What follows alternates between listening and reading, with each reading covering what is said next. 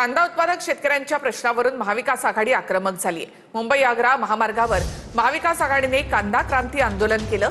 चांदवडमध्ये कांदा प्रश्नी आंदोलन पेटलेलं आहे। आंदोलनाच्या वेळी रोहित पवार, हर्षवर्धन सपकाळ आणि अंबादास दानवे यांची पोलिसांकडून धरपकड करण्यात आली।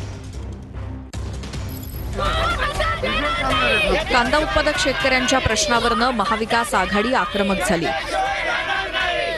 नाशिक जिल्ह्यातल्या चांदवड चौफुली इथे मुंबई आग्रा राष्ट्रीय महामार्गावर शेतकऱ्यांनी रास्ता रोको आंदोलन केलं। यावेळी दानवे, रोहित पवारांसह सपकाळांना पोलिसांनी ताब्यात घेतलं।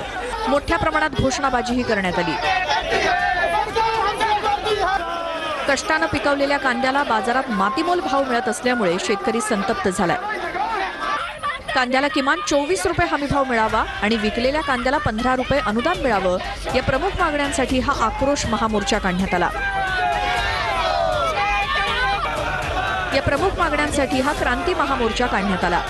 या मोर्चात काँग्रेसचे प्रदेशाध्यक्ष हर्षवर्धन सपकाळ, ठाकरेंच्या शिवसेनेचे नेते अंबादास दानवे, शरद पवारांचे आमदार रोहित पवार, शशिकांत शिंदेंसह हजारो शेतकरी सहभागी झाले होते। या आंदोलनामुळे महामार्गावरती वाहनांच्या लांबच लांब रांगा लागल्या। आंदोलनकर्त्यांनी रास्ता रोको करत वाहनांच्या रांगांकडे धाव घेतल्यामुळे तणाव निर्माण झाला। काही आंदोलकांनी वाहनांची हवा सोडण्याचा प्रयत्न केला। आंदोलक, कार्यकर्ते आणि नेत्यांनी गळ्यात कांद्यांच्या माळा घालून सरकार विरोधात तीव्र आक्रोश व्यक्त केला। पोलिसांनी आंदोलकांना मज्जाव करताच दोन्ही बाजूंमध्ये झटापट झाली। पोलिसांनी धरपकड सुरू करत रोहित पवार, शशिकांत शिंदे, अंबादास दानवे आणि हर्षवर्धन सपकाळ यांच्यासह अनेक आंदोलकांना ताब्यात घेतलं। ये सरकार हमसे डरती है, पुलिस को आगे करती है।